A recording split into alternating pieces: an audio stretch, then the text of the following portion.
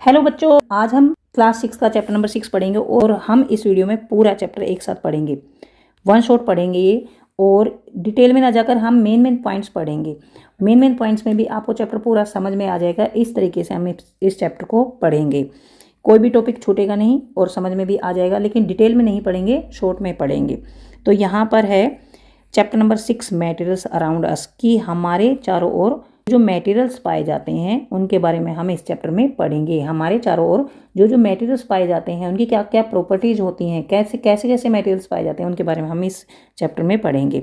यहाँ पर है 6.1 ऑब्जर्विंग ऑब्जेक्ट्स अराउंड अस। हमारे चारों ओर जो ऑब्जेक्ट्स पाए जाते हैं हमें उनको देखना है, उनको ऑब्जर्व करना है।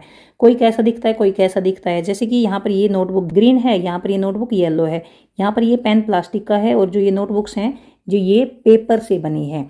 यहाँ पर ये प्लास्टिक से बना है पेन, और ये नोटबुक्स जो है पेपर से बनी है। तो हम ये देखते हैं अपने चारों तरफ, जब हम ऑब्जेक्ट्स को देखते हैं तो कोई तो हमें पेपर से बनी हुई दिखती है, कोई प्लास्टिक से बनी हुई दिखती है, कोई लकड़ी से बनी हुई दिखती है, किसी की शेप अलग है, किसी का कलर अलग है, और कोई एक जैसी भी दिखती हैं, कोई हमें डिफरेंट भी दिखती हैं, और कोई भारी दिखती है, कोई हल्की दिखती है, किसी को हम फील करते हैं तो वो सॉफ्ट दिखती है, सॉफ्ट फील होती है, कोई हार्ड फील होती है, कोई भारी है या फिर कोई लाइटर है। तो इस तरह से हमें बहुत सारी चीज़ें दिखाई देती हैं, बहुत तरह तरह की चीज़ें दिखाई देती हैं। तो ये जो सभी चीज़ें हैं ना, ये या तो ये पेपर की बनी होती है, या फिर ये लकड़ी की बनी होती है, या फिर ये कपड़े की बनी होती है, या फिर कांच की बनी होती है, या फिर मेटल्स की बनी होती है, या फिर प्लास्टिक की या क्ले की। इस तरह से अलग अलग मटेरियल से ये मिलकर बनती हैं। सभी थिंग्स या सभी ऑब्जेक्ट्स अलग अलग मटेरियल से मिलकर बनती हैं, अलग अलग मटेरियल से मिलकर बनते हैं, या फिर एक जैसे मटेरियल से भी मिलकर बनते हैं। जैसे कि दो जो नोटबुक्स हैं वो पेपर से मिलकर बनती हैं, एक जैसे मटेरियल से बनकर मिलती हैं, या फिर एक ही ऑब्जेक्ट कई तरह के मटेरियल से भी मिलकर बनते हैं। जैसे कि पेन है, पेन जो है वो प्लास्टिक से मिलकर भी बनता है, और उसके आगे जो नीब लगी होती है ना वो मेटल की भी होती है। तो इस तरह से एक ही ऑब्जेक्ट डिफरेंट मटेरियल से मिलकर भी बनता है, और डिफरेंट ऑब्जेक्ट्स एक जैसे मटेरियल से मिलकर भी बनते हैं। तो यहाँ पर मटेरियल क्या होता है ये पढ़ते हैं। मटेरियल क्या होता है? एनी सब्सटेंस, कोई भी substance that is use to create an object. Material क्या होता है? कोई भी सब्सटेंस जो कि किसी ऑब्जेक्ट को बनाने के लिए यूज किया जाता है। कोई भी सब्सटेंस, कोई भी पदार्थ, कोई भी मटेरियल, कोई भी सब्सटेंस जो कि किसी ऑब्जेक्ट को बनाने के लिए यूज किया जाता है उसे कहते हैं मटेरियल। जैसे कि पेपर, प्लास्टिक, मेटल, ये सब मटेरियल्स होते हैं। इसके बाद जैसे कि मान लीजिए पेन जो है, पेन प्लास्टिक से, मेटल से, इंक से और वुड से, इनसे मिलकर बनता है। पेंसिल वुड से और उसके अंदर जो सिक्का होता है ग्रेफाइट, उससे मिलकर बनता है। बुक जो है वो पेपर से और इंक से मिलकर बनती है। तो इस तरह से कोई भी ऑब्जेक्ट जो है वो डिफरेंट मटेरियल से भी मिलकर बन सकते हैं, या डिफरेंट ऑब्जेक्ट्स जो हैं एक जैसे मटेरियल से मिलकर भी बन सकते हैं। Based on everyday observation one can conclude that objects are made up of various materials. तो यहाँ से हम क्या कंक्लूजन निकालेंगे कि जो ऑब्जेक्ट्स है ना, ऑब्जेक्ट्स वो वेरियस मटेरियल्स से मिलकर बनते हैं, वो मटेरियल्स से बनते हैं, ये कंक्लूजन निकला है। इसके बाद how to group materials, materials का ग्रुप कैसे बनाएंगे, मटेरियल्स के ग्रुप हम कैसे बनाएंगे। How to group materials. पहली बात तो ये कि मटेरियल्स का ग्रुप बनाने की जरूरत क्या है। देखिए, मटेरियल्स का ग्रुप अगर हम बना देंगे तो उनके बारे में पढ़ना आसान हो जाता है। मान लीजिए हमें चूज करना है, सेलेक्ट करना है, तो वो आसान हो जाता है, हमारा टाइम भी बच जाता है। तो इसलिए मटेरियल्स की ग्रुपिंग की जाती है। तो यहाँ पर देखिए हमारे पास मान लीजिए ये बहुत सारे मटेरियल हैं, ये बहुत सारे मटेरियल है। इनकी ग्रुपिंग कैसे कर सकते हैं? जैसे ये चमकदार हैं दोनों, यहाँ से ये भी चमकदार है, शाइनी, ये शाइनी है, ये शाइनी। तो इनकी ग्रुपिंग कैसे कर सकते हैं? जैसे ये दोनों जो है, ये दोनों, ये सभी शाइनी है। और यहाँ पर ये देखिए ये पेपर से बनी है, ये पेपर से बनी है, और यहाँ पर ये लकड़ी से बनी है, ये और ये भी बनी है। तो इस तरह से हम इनकी ग्रुपिंग कर सकते हैं। ग्रुपिंग कैसे कर सकते हैं? शेप की बेस पर, यहाँ पर इसकी शेप और इसकी शेप एक जैसी है। कलर के बेस पर, यहाँ पर ये येलो है। हार्डनेस, जो हार्ड है वो एक साथ ग्रुप बना सकते हैं उनका। सॉफ्ट है उनका ग्रुप एक साथ बना सकते हैं। शाइनी जो है उनका ग्रुप एक साथ बना सकते हैं। डल जो है, जो चमकती नहीं है, उनका ग्रुप एक साथ बना सकते हैं। या फिर जिन चीज़ों से मिलकर बना है उनके बेस पर भी ग्रुप बना सकते हैं। जैसे कि ये कागज़ से बनी है, इनका ग्रुप बना सकते हैं। यहाँ पर ये लकड़ी से बना है, इनका ग्रुप बना सकते हैं। तो इस तरह से हम इनकी ग्रुपिंग कर सकते हैं। तो ये जो ग्रुपिंग करना है ना, ग्रुपिंग करना है, इसको बोलते हैं classification. The method of arranging the objects into groups, the method of arranging the objects into group is called classification. इसे कहते हैं क्लासिफिकेशन। यहाँ पर ये है, यहाँ पर ये नोट करना है, the method of arranging the objects into groups is called classification. इसे क्लासिफिकेशन कहते हैं, ऑब्जेक्ट्स का ग्रुप बनाना क्लासिफिकेशन कहलाता है। अब यहाँ पर देखिए, ये जो गिलास है ना, टम्बलर, टम्बलर मेटल का भी बन सकता है, प्लास्टिक का भी बन सकता है, क्ले का भी बन सकता है, या कांच का भी बन सकता है। ये जो टम्बलर है ये डिफरेंट मटेरियल से भी बन सकता है। Materials use to make a tumbler. क्या हम कपड़े का गिलास बना सकते हैं? नहीं, कपड़े का गिलास नहीं बना सकते, क्योंकि कपड़े में से तो पानी ऐसे ऐसे निकल जाएगा। तो हम किसी भी चीज़ को अगर बनाएंगे, कोई भी ऑब्जेक्ट जब बनाया जाता है तो उसकी प्रॉपर्टीज़ को देखकर बनाया जाता है कि उसकी प्रॉपर्टीज़ कैसी हैं, मटेरियल की प्रॉपर्टीज़ कैसी हैं। तो जब भी कोई भी ऑब्जेक्ट बनाया जाता है तो जिससे वो ऑब्जेक्ट बनाया जाता है उस मटेरियल की प्रॉपर्टीज़ को ध्यान में रखा जाता है। तो ग्लास को बनाने के लिए मटेरियल की कौन सी प्रॉपर्टी का ध्यान रखना होगा कि वो वाटर को होल्ड कर सकता है या नहीं, वो मटेरियल वाटर को होल्ड कर सकता है या नहीं, इस प्रॉपर्टी को ध्यान में रखना होगा। और वो गले नहीं, वो जले नहीं। अगर कागज़ है, हम ग्लास बना देंगे कागज़ का, तो जो कागज़ है ना वो पानी से भीग कर गल जाएगा। और कपड़े का बनाएंगे तो इसमें से पानी निकलेगा। तो material that are required to make tumbler should be capable of holding water. तो इस तरह से जब भी किसी भी मटेरियल से कोई भी ऑब्जेक्ट बनाया जाता है तो मटेरियल की प्रॉपर्टी क्या है ये ध्यान में रखना होगा, और किस पर्पज़ के लिए बनाना है हमें कोई भी ऑब्जेक्ट वो भी ध्यान में रखना होगा। जैसे कि मान लीजिए कोई भी हमें खाना बनाने के लिए बर्तन बनाना है तो हम पेपर का थोड़ी बना देंगे, पेपर का बनाएंगे तो इसमें आग लग जाएगी तो जल जाएगा।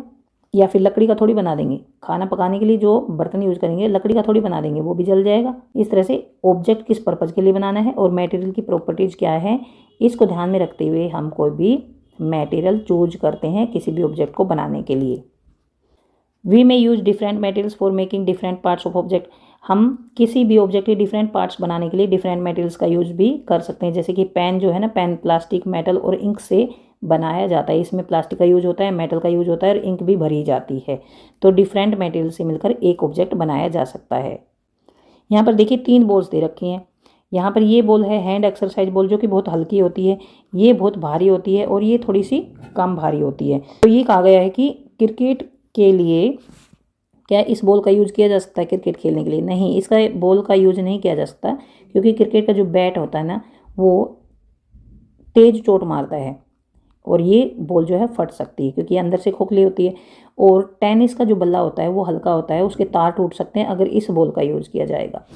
इनको अगर हम उछाल के देखेंगे तो सबसे ज़्यादा बाउंस ये करेगी, सबसे ज़्यादा उछलेगी ये। पहले हम इसको ऐसे धरती पे फेंकेंगे इस तरह से, तो ये नीचे फेंकेंगे, फिर ये ऊपर उछलेगी, तो सबसे ज़्यादा बाउंस ये करेगी, सब उसके बाद ये करेगी, उसके बाद ये, क्योंकि ये हल्के मटेरियल से बनी होती है।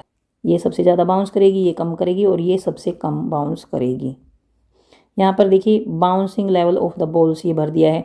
टेनिस की बॉल मीडियम बाउंस करेगी, क्रिकेट की बॉल लो बाउंस करेगी, hand exercise ball high bounce करेगी। ये हैंड एक्सरसाइज बॉल है, इसको भींचते हैं, मतलब भींचते हैं छोड़ते हैं, भींचते छोड़ते हैं, जिससे कि हाथों की एक्सरसाइज होती है। यहाँ पर देखिए ये हमें प्लास्टिक के कुछ ऑब्जेक्ट्स दे रखे हैं। इनको क्लासीफाई अगर करना है तो हम शेप्स के आधार पर भी, शेप्स के बेस पर भी इनको क्लासीफाई कर सकते हैं। जैसे ये शेप्स जो हैं एक जैसी हैं और ये जो हैं ये एक जैसी हैं, और यहाँ पर ये जो है ये एक जैसी हैं। इस तरह से इनको शेप के बेस पर भी क्लासीफाई कर सकते हैं, कलर्स के बेस पर भी इनको क्लासीफाई किया जा सकता है। और जैसे ये है ये एक ही कलर के हैं। तो इस तरह से मटेरियल्स में भी classified on the basis of their properties, उनकी प्रॉपर्टीज़ के बेस पर भी मटेरियल्स को क्लासीफाई किया जा सकता है।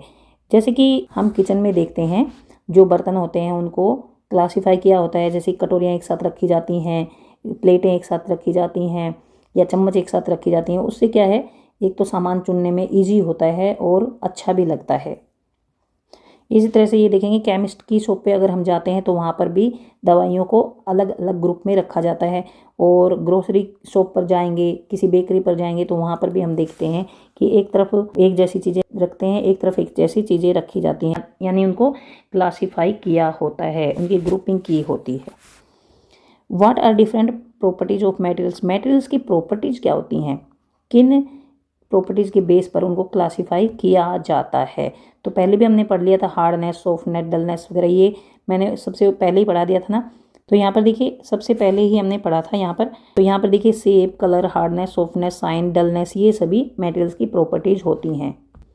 इनके अलावा भी बहुत सारी प्रॉपर्टीज़ होती हैं, जैसे कि अपीयरेंस मतलब कोई जो ऑब्जेक्ट है वो शाइनी होता है, कोई डल होता है, किसी में खास चमक होती है, खास साइन होती है, लस्टर होती है। तो जिन मटेरियल्स में लस्टर होती है वो लस्ट्रस होते हैं और उनको बोलते हैं मेटल्स बोलते हैं। जिन ऑब्जेक्ट्स में लस्टर होती है, चमक होती है, उनको बोलते हैं लस्ट्रस और वो होते हैं मेटल्स। तो यहाँ पर there might be some similarity among iron, copper and aluminium. देखिए मान लीजिए आयरन लेंगे, कॉपर लेंगे, एल्यूमिनियम लेंगे और वुड लेंगे, तो इनमें से वुड है ना अलग होगी। आयरन, कॉपर और एल्यूमिनियम में तो लस्टर होगी, लेकिन लकड़ी में, वुड में लस्टर नहीं होगी। तो आयरन, कॉपर और एल्यूमिनियम जो है वो होती हैं मेटल्स, लेकिन वुड जो है वो होगी नॉन मेटल, क्योंकि ये जो मटेरियल्स हैं ये साइन करते हैं। इनके ऊपर जब लाइट मारी जाती है तो एक चमक सी दिखाई देती है, हमें लस्टर दिखाई देती है। मेटल्स जो है साइन करती हैं। तो जो मेटल्स साइन करते हैं वो मेटल्स होते हैं। तो मेटल्स क्या होते हैं? जिनमें लस्टर होती है या फिर जो साइन करते हैं, और नॉन मेटल्स क्या होते हैं? जो डल होते हैं, इनमें लस्टर या फिर साइन नहीं होती है। तो यहाँ पर अपीयरेंस एक प्रॉपर्टी हो गई है कि जिनकी अपीयरेंस साइनी होती है, लस्ट्रस होती है, वो होती है मेटल्स, और जिनकी अपीयरेंस नॉन लस्ट्रस होती है वो होती है नॉन मेटल्स। ये है यहाँ पर, ये नॉन लस्ट्रस और ये है लस्ट्रस। तो लस्ट्रस जो होगी वो होती हैं मेटल्स, और जो नॉन लस्ट्रस होती हैं ना वो होती हैं नॉन मेटल्स। तो मेटल्स के एग्जांपल क्या हैं? आयरन, एल्यूमिनियम, सिल्वर, गोल्ड, ये होते हैं मेटल्स। और नॉन मेटल्स क्या होते हैं? पेपर, वुड, रबर, जूट, ये होते हैं नॉन मेटल्स। इसके बाद मटेरियल्स कौन से हार्ड होते हैं, कौन से सॉफ्ट होते हैं।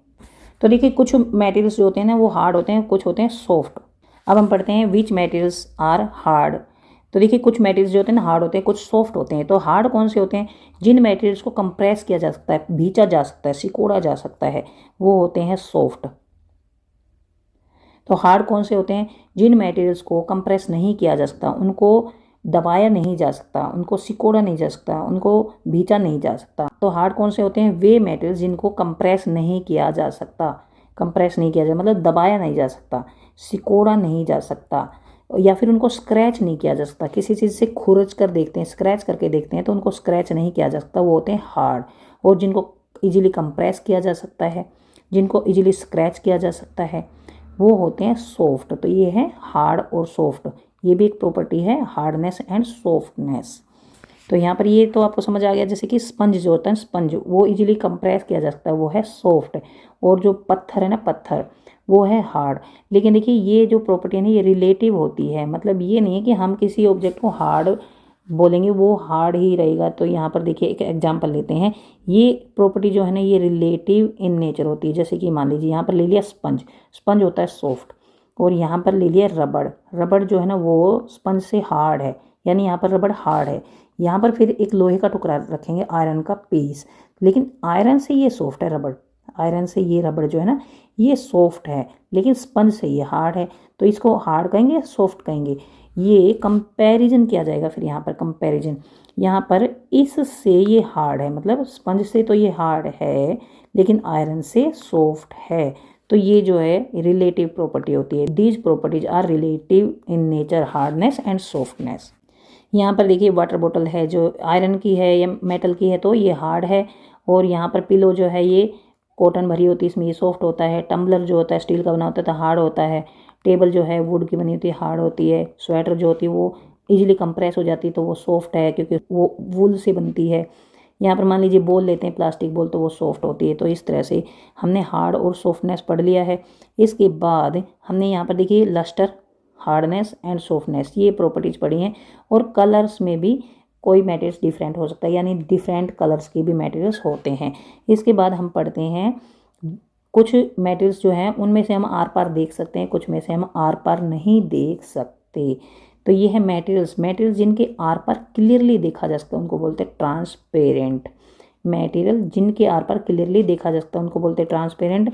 जैसे कि ग्लास, कांच होता है, वाटर, एयर, सेलोफेन पेपर, ये इनमें से आर पार देखा जा सकता है, तो उनको बोलते हैं ट्रांसपेरेंट। लेकिन कुछ ऑब्जेक्ट्स ऐसे होते हैं जिनके आर पार इजीली नहीं देखा जा सकता, जैसे कि दीवार के आर पार हम देख सकते हैं क्या, लकड़ी के आर पार देख सकते हैं क्या, तो वो होते हैं ओपेक ऑब्जेक्ट्स, ओपेक ऑब्जेक्ट्स बोलते हैं उनको।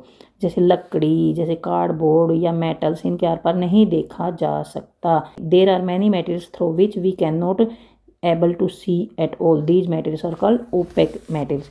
लेकिन कुछ मटेरियल्स ऐसे भी होते हैं जिनके आर पार देखा तो जा सकता है लेकिन धुंधला दिखाई देता है, क्लियरली नहीं दिखाई देता। The materials through which objects can be seen but not clearly are known as translucent. तो यहाँ से पढ़ा हमने ट्रांसपेरेंट, दूसरा हमने पढ़ा है ओपेक, तीसरा हमने पढ़ा है ट्रांसलूसेंट, जिनमें से धुंधला दिखाई देता है। धुंधला किस में से दिखाई देता है, कागज़ लेंगे, कागज़ के ऊपर अगर तेल लगाते हैं उसमें से अगर हम देखते हैं तो धुंधला दिखाई देता है। या फ्रोस्टेड ग्लास, घिसा हुआ कांच जो होता है ना, या फिर फ्रोस्टेड ग्लास होता है, जो बाथरूम में जो ग्लास लगाए जाते हैं, या फिर दरवाजे पर भी फ्रोस्टेड ग्लास लगाए होते हैं, तो वो धुंधले धुंधले ग्लास होते हैं, उनमें से क्लियर नहीं दिखाई देता, वो होते हैं फ्रोस्टेड ग्लास, ये होते हैं ट्रांसलूसेंट। इसके बाद यहाँ पर देखिए, ये ट्रांसलूसेंट है, ये ट्रांसलूसेंट है, ये ट्रांसपेरेंट है। यहाँ पर जो कांच लगा हुआ है ना ट्रांसपेरेंट है, यहाँ से ये इजीली देख पा रहा है। यहाँ पर ये दीवार के पीछे छिपा है तो ये हिस्सा इसका दिखाई नहीं दे रहा है, तो दीवार जो है ना ओपेक है। यहाँ पेड़ के पीछे अगर कुछ भी छिप जाए तो वो दिखाई नहीं देता, तो पेड़ जो है ओपेक है। यहाँ पर देखिए ग्लास टम्बलर, ये ट्रांसपेरेंट है। ये जो ये पेपर है, बटर पेपर, देखिए बटर पेपर दिख रहे हैं आपको धुंधले धुंधले, ये ट्रांसलूसेंट है। ये रबड़ के नीचे अगर कुछ रख देंगे तो दिखाई नहीं देगा, ये है ओपेक, ट्रांसलूसेंट है। ये भी फ्रोस्टेड ग्लास, जो फ्रोस्टेड ग्लास होता है ना, थोड़ा सा घिसा घिसा सा, इस तरह से फ्रोस्टेड ग्लास होता है, ये ट्रांसलूसेंट है, ओपेक। ये कार्डबोर्ड है, ये ओपेक है, वुडन बोर्ड। और ये जो कांच है विंडो में जो लगता है वो ट्रांसपेरेंट है, या गाड़ियों में जो कांच लगता है वो ट्रांसपेरेंट होता है। तो इनको फिर हमने अलग से भी लिख दिया, ट्रांसपेरेंट, ये जो ट्रांसपेरेंट है ये, ट्रांसलूसेंट ये जो है, और ओपेक जो है ये हमने इनमें लिख दिए हैं। तो क्या वाटर ट्रांसपेरेंट है? हाँ, जो प्योर वाटर होता है ना वो ट्रांसपेरेंट होता है। कैन इट में भी ओपेक, इनको ओपेक बनाया जा सकता है? हाँ, इसमें कुछ और भी मटेरियल्स घोल देते हैं तो वो ओपेक बन जाता है। जैसे कि मान ली दूध डाल दें इनमें, तो उसमें कुछ अगर डालेंगे फिर हमें दिखाई नहीं देगा। लस्सी डाल दें पानी में तो भी हमें नहीं दिखाई देगा। तो इस तरह से हम इनको ओपेक भी बना सकते हैं। तो इसके बाद आते हैं कि कुछ मटेरियल सोल्यूबल होते हैं वाटर में, कुछ सोल्यूबल नहीं होते हैं। जो वाटर में घुल जाते हैं उनको बोलते हैं सोल्यूबल, जो वाटर में नहीं घुलते हैं उनको बोलते हैं इनसोल्यूबल। तो कौन से सोल्यूबल हैं, कौन से इनसोल्यूबल हैं, ये हम पढ़ते हैं। जैसे कि चीनी जो होती है, शुगर और सॉल्ट जो नमक होता है, वो पानी में घुल जाते हैं तो वो होते हैं सोल्यूबल। और पानी में नहीं घुलते, जैसे रेत को अगर पानी में डालेंगे, सैंड को, तो वो पानी में नहीं घुलेगी, वो नीचे बैठ जाएगी, नीचे जम जाएगी, तो वो होती है इनसोल्यूबल। तो यहाँ पर ये है सोल्यूबल और दूसरा होता है इनसोल्यूबल। तो ये समझ आ गया कि कुछ मटेरियल्स वाटर में घुल जाते हैं, पानी में घुल जाते हैं, वो होते हैं सोल्यूबल, उनको बोलते हैं सोल्यूबल।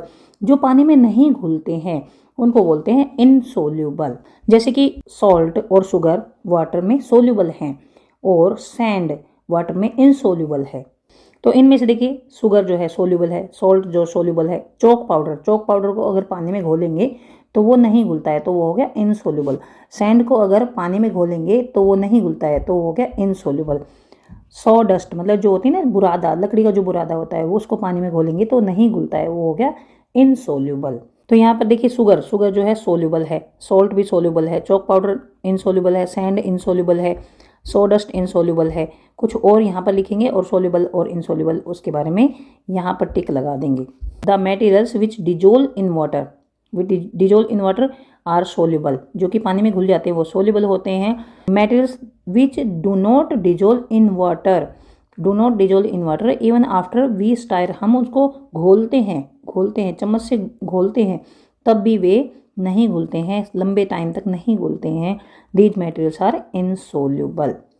जो वाटर है ना, वाटर वो हमारी बॉडी के फंक्शनिंग में भी इम्पोर्टेंट रोल प्ले करता है, क्योंकि हम बहुत सारे मटेरियल्स खाते हैं, उनमें से बहुत सारे मटेरियल्स वाटर में डिजोल्व हो जाते हैं और ब्लड में मिक्स हो जाते हैं और पूरी बॉडी में सर्कुलेट होते हैं। तो हमारे लिए जो वाटर है ना वो एक इम्पोर्टेंट रोल प्ले करता है। ये देखिए, अगर वाटर में जो मटेरियल्स सोल्यूबल होते हैं तो वो डिसअपियर हो जाते हैं। अगर पानी में हम किसी भी सोल्यूबल मटेरियल को घोलेंगे तो वो थोड़ी देर में डिसअपियर हो जाता है, गायब हो जाता है, हमें दिखाई नहीं देगा। और देखिए यहाँ पर पानी पानी दिखाई दे रहा है। तो ये जो सोल्यूबल मटेरियल्स होते हैं वो वाटर में डिजोल्व हो जाते हैं और डिसअपियर हो जाते हैं, लेकिन इनसोल्यूबल मटेरियल्स जो है ना वो दिखाई देते रहते हैं, वो डिसअपियर नहीं होते हैं, ये होते हैं इनसोल्यूबल मटेरियल्स। यहाँ पर ORS घोल आपने पढ़ा होगा और पिया भी होगा। ORS हम बना सकते हैं। ORS की पहले फुल फॉर्म क्या होती है? Oral rehydration solution. जब पानी की कमी हो जाती है हमारी बॉडी में तो फिर ORS सॉल्यूशन पीते हैं। ORS सॉल्यूशन घर पे भी बनाया जा सकता है। इसके लिए क्या लेंगे? 6 चम्मच तो चीनी लेंगे, 6 चम्मच चीनी लेंगे और आधा चम्मच नमक लेंगे और 1 लीटर पानी को गर्म करेंगे, फिर उसको ठंडा कर लेंगे।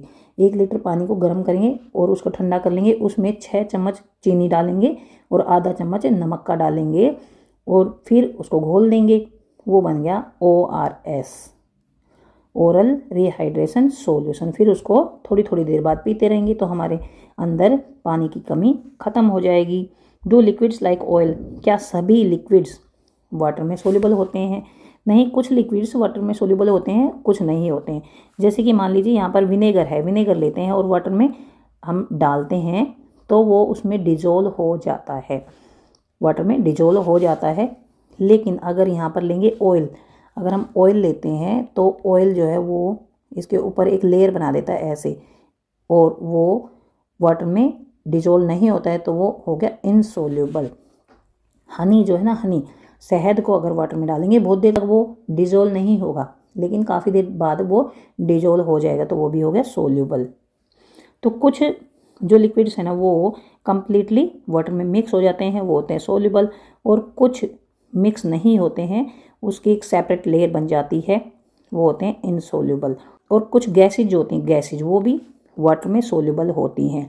जैसे ऑक्सीजन गैस जो है वाटर में सोल्यूबल होती है क्योंकि वो वाटर में पूरी तरह से डिजोल्व हो जाती है, और इसीलिए वो वाटर में डिजोल्व होती है, मतलब वाटर में घुली होती है। इसीलिए जो पानी में एक्वेटिक एनिमल्स होते हैं, पानी में रहने वाले जो एनिमल्स होते हैं या प्लांट्स होते हैं, वो जिंदा रह पाते हैं क्योंकि वो पानी में जो ऑक्सीजन गैस डिजोल्व होती है उसको अब सांस द्वारा अंदर लेते हैं, मतलब रेस्पायरेशन करते हैं ना वो, तो उसमें ऑक्सीजन गैस को लेते हैं। क्योंकि देखिए ये पानी है, मान लीजिए पानी है, नीचे जो प्लांट्स हैं या नीचे एनिमल्स हैं वो सांस कैसे लेते हैं? इस पानी में, वाटर में जो ऑक्सीजन डिजोल्व होती है ना, घुली होती है, उसको ये सांस द्वारा अपने अंदर लेते हैं। तो ये जो है oxygen gas dissolve in water, it is very important for the survival of animals and plants that live in water. तो जो गैसेज होती हैं वो सोल्यूबल होती हैं वाटर में, ये भी एक खास अच्छी प्रॉपर्टी है वाटर की। यहाँ पर देखिए हाउ हैवी और लाइट, कोई भी मटेरियल हैवी है या लाइट है, ये हम कैसे जानेंगे? तो इसके लिए हम 3 कप लेंगे, 3 कप लेंगे एक जैसे लेंगे, और एक में आधा इतना इतना, देखिए लेवल सेम रहना चाहिए, इतना इतना। एक में हम वाटर डाल देंगे, दूसरे में हम सैंड डाल देंगे, रेत डालेंगे, और तीसरे में हम पत्थर के टुकड़े डाल देंगे। एक में पानी डालेंगे, दूसरे में रेत डालेंगे, तीसरे में पत्थर के छोटे छोटे टुकड़े डाल देंगे, और यहाँ तक लेवल इनका सेम होना चाहिए। फिर हम तीनों को वजन करके देखेंगे तो कौन सा भारी होगा, कौन सा हल्का होगा, ये हम नोट करेंगे, उनका वजन हम नोट करेंगे। जैसे ये वजन करने की मशीन है तो यहाँ पर जो जो ये मेजरमेंट आएगी उसको नोट कर लेंगे। तो हम देखेंगे जिसकी मेजरमेंट ज़्यादा आएगी, जिसका वजन ज़्यादा आएगा वो ज़्यादा भारी है, और जिसका कम आएगा वो कम है। तो ये जो वजन होता है ना, इसको बोलते हैं मास। देखिए वजन और मास में डिफरेंस होता है, वजन का मतलब वेट होता है, लेकिन हम नॉर्मल भाषा में मास को भी वेट ही कहते हैं। इन दोनों में डिफरेंस होता है, ये हम बड़ी क्लासों में पढ़ेंगे। अभी तो हम वजन और मास को सेम ही समझते हैं। तो यहाँ पर जिसका वजन ज़्यादा होगा, यानी जिसका मास ज़्यादा होगा वो भारी होगा, और जिसका मास कम होगा वो लाइट होगा, हल्का होगा। तो यहाँ पर ध्यान रखना है, मास क्या होता है? Quantity of material. मास का मतलब होता है क्वांटिटी ऑफ मटेरियल, किसी भी मटेरियल की कितनी क्वांटिटी है वो होता है मास। मटेरियल की कितनी क्वांटिटी होती है, ज़्यादा क्वांटिटी होती है तो फिर वो ऑब्जेक्ट हैवी होता है, अगर उसमें कम मटेरियल होता है तो वो फिर लाइट होता है। That one which is heavier has more mass, that one which is lighter than has less मास। तो यहाँ पर ये लिखा है वेट और मास डिफरेंट होते हैं, लेकिन हम आम लैंग्वेज में दोनों को समान ही मानते हैं। उनके बारे में हम, इनमें जो डिफरेंस होता है, इनमें जो रिलेशन होता है, उसके बारे में हम अगली बड़ी क्लासों में पढ़ेंगे। Space and volume. अब स्पेस और वॉल्यूम क्या होता है? तो देखिए कोई भी जो ऑब्जेक्ट होता है ना वो स्पेस ऑक्यूपाई करता है। कोई भी जो ऑब्जेक्ट होता है ना वो स्पेस घेरता है, मतलब जगह घेरता है वो। अगर आप क्लास में बैठे हैं, मान लीजिए ये आपकी क्लास है, यहाँ पर अगर यहाँ पर चार बच्चे यहाँ पर बैठे हैं, तो यहाँ पर मान लीजिए आते हैं 16 बच्चे आ गए इसमें, तो ये इन्होंने स्पेस घेरा है ना, और बच्चे इसमें नहीं बैठ पाते क्योंकि सभी बच्चों ने स्पेस घेरा है। और वॉल्यूम क्या होता है, वॉल्यूम हम यहाँ से समझते हैं। यहाँ पर 2 गिलास लिए हैं और इनमें पानी डालने के लिए कहा गया है, तो एक में इतना पानी डाला है आधा, और एक में इतना पानी डाला है। तो यहाँ पर देखिए ये जो वाटर है ना, ये वाटर इसका वॉल्यूम कम है और ये वाटर जो है ना इसका वॉल्यूम ज़्यादा है। तो यहाँ पर वाटर ने कितना स्पेस घेरा है, ये वाटर ने कितना स्पेस घेरा है, तो ये है इस वाटर का वॉल्यूम। यहाँ पर इस वाटर ने इतना स्पेस घेरा है, ये है इस वाटर का volume. The amount of water in each tumbler is different amount है ना, वाटर की डिफरेंट अमाउंट है डिफरेंट ग्लासेज में। जो ये ग्लास हैं, जो टम्बलर हैं, उनमें अमाउंट ऑफ वाटर डिफरेंट है। पहले टम्बलर में जो वाटर है वो कम है, इसका मतलब उसका वॉल्यूम कम है। Volume of water in this tumbler is less than water in the other tumbler. एक गिलास में, इस टम्बलर में volume of water is less और इस टम्बलर में इससे ज़्यादा है। The water in the first tumbler occupies less space. Water in the first tumbler occupies less space indicating that volume of water in the tumbler is less. यानी first tumbler में जो space occupy किया है water ने वो कम है। तो volume क्या हुआ, space occupied by water is called volume. The space occupied by water represents its volume. ये वॉल्यूम की डेफिनेशन है। Space occupied by water represents its volume. अब यहाँ पर देखिए, ये जग में जितना पानी है ये बोतल में सारा नहीं आ रहा है। क्यों? क्योंकि जो बोतल है ना उसका वॉल्यूम कम है, इसमें कम वाटर आ सकता है, और इसमें ज़्यादा वाटर आ रहा है, इसका वॉल्यूम ज़्यादा है, तो इसमें कुछ वाटर तो भरा जा सकता है लेकिन कुछ बच जाएगा। यहाँ पर देखिए 500 ml लिखा है, ड्रिंकिंग वाटर 500 ml, यानी इसमें जितना वाटर है उसका वॉल्यूम है 500 ml, और इसमें जितना मिल्क है उसका वॉल्यूम है 500 ml। जो बोटल्स होती हैं वो डिफरेंट साइजेस की होती हैं। कुछ पर लिखा होता है 1 लीटर, यानी उसका वॉल्यूम 1 लीटर होता है। कुछ पर लिखा होता है 500 ml, यानी उस बोतल का वॉल्यूम जो है ना 500 ml वॉल्यूम है, उसमें 500 ml वाटर आ सकता है। कुछ पर लिखा होता है 200 ml, यानी उस बोतल का वॉल्यूम है 200 ml, उसमें 200 ml वाटर आ सकता है। तो वाटर की जितनी क्वांटिटी किसी भी बोतल में आ सकती है वो उसका वॉल्यूम होगा। However all the material do not possess. देखिए हमने बहुत सारी प्रॉपर्टीज पढ़ ली हैं, लेकिन सभी मटेरियल्स में ये सभी प्रॉपर्टीज नहीं होती हैं। अब हम पढ़ते हैं व्हाट इज मैटर। मैटर क्या होता है? देखिए हमने इतनी सारी प्रॉपर्टीज पढ़ी, उसमें हमने मास और वॉल्यूम भी पढ़ा है। तो मास और वॉल्यूम जो है वो सभी मटेरियल्स में प्रॉपर्टी होती है। जो मास और वॉल्यूम प्रॉपर्टी है ना, ये सभी मटेरियल्स में होती है। Mass and volume are the 2 properties that are possessed by all materials. सभी मटेरियल्स में वजन होता है और सभी मटेरियल्स जो है वो स्पेस कवर करते हैं, स्पेस ऑक्यूपाई करते हैं। तो मास और वॉल्यूम जो है सभी मटेरियल्स की प्रॉपर्टीज होती हैं। तो कोई भी मटेरियल जो स्पेस ऑक्यूपाई करता है और जिसमें मास होता है उसे कहते हैं मैटर। मैटर क्या होता है? कोई भी चीज़, एनीथिंग, कोई भी ऑब्जेक्ट जो स्पेस ऑक्यूपाई करता है और जिसमें मास होता है, जिसमें वजन होता है, वो होता है मैटर। कोई भी चीज़ जिसमें वजन होता है या मास होता है या स्पेस ऑक्यूपाई करता है वो होता है मैटर। व्हाट इज मैटर, इसका ये आंसर है। The mass gives the quantity of matter. Mass क्या होता है मैंने पहले ही बताया था, mass gives the quantity of matter and units to measure it is gram और किलोग्राम। मास को किलोग्राम या ग्राम में मापा जाता है और मास की ऐसा यूनिट है kilogram. Space occupied by the matter is volume. Volume जो है वो space occupied by the matter. कोई भी मैटर कितना स्पेस ऑक्यूपाई करता है वो होता है वॉल्यूम। कोई भी मैटर कितना स्पेस ऑक्यूपाई करता है वो होता है वॉल्यूम। और वॉल्यूम की यूनिट होती है 1 क्यूबिक मीटर।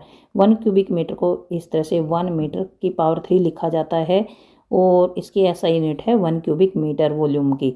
और वॉल्यूम को लीटर या फिर मिलीलीटर में भी मेजर किया जाता है। किलोग्राम जो है ये है मास की यूनिट, जो कि मास की एसआई यूनिट है। और 1 किलोग्राम को स्मॉल में ऐसे स्मॉल अल्फ़ाबेट्स में लिखते हैं, और के भी स्मॉल होता है, जी भी स्मॉल होता है, दोनों स्मॉल होते हैं। और जैसे मान लीजिए यहाँ पर लिख दे 24 kg, तो इसके बीच में थोड़ा सा स्पेस होता है, ऐसे बिल्कुल टच करके नहीं लिखते हैं, ऐसे 24 kg ऐसे बिल्कुल टच करके नहीं लिखते।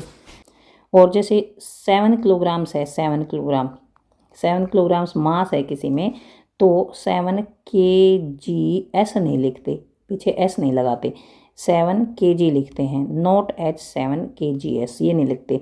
और इसी तरह से जो वॉल्यूम होता है ना, वॉल्यूम उसको मेजर करते हैं तो लीटर को बड़ा एल से लिखते हैं, और मिलीलीटर लिखेंगे तो छोटा एम और बड़ा एल, ये हो गया मिलीलीटर। जैसे मान लीजिए यहाँ पर 500 मिलीलीटर है, इसको अगर लिखेंगे तो 500 लिख के छोटा एम और बड़ा एल ये लिखेंगे। ऐसा unit for volume is cubic metre, volume की ऐसा यूनिट जो है वो क्यूबिक मीटर है, और इसको मीटर की पावर 3 लिखते हैं, एम लिख कर इसकी power 3।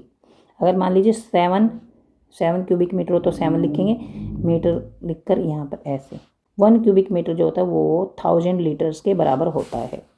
Materials around us consider at different examples of matter, तो हमारे चारों तरफ जो मटेरियल्स हैं उनको हम मैटर कह सकते हैं, हाँ मैटर कह सकते हैं। क्या एयर भी मैटर है? हाँ एयर भी मैटर है, क्योंकि मैटर हमने क्या पढ़ा था, मैटर क्या होता है, मैटर में मास और वॉल्यूम होता है।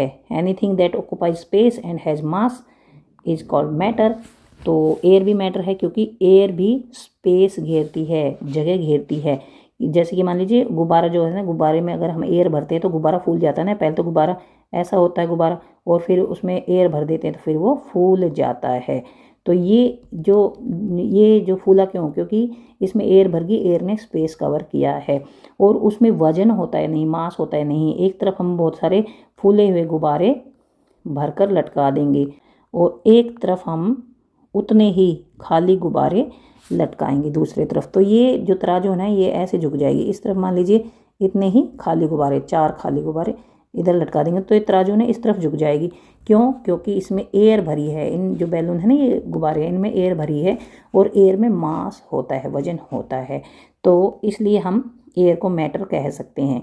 Material are types of matter used in creation of making object. तो मैटर और मटेरियल में क्या डिफरेंस हुआ?